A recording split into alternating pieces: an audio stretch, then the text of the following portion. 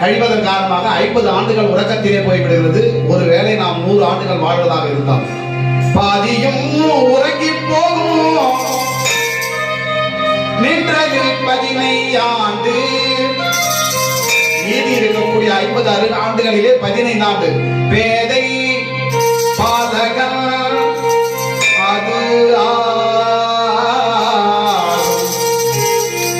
பேதை பாலகன் அது ஆகும். 15 ஆண்டுகள் அரியா பருவம், குழந்தை பருவம், மழலை பருவம் என்று அதிலே சென்று விடுகிறது. நின்றதில் 15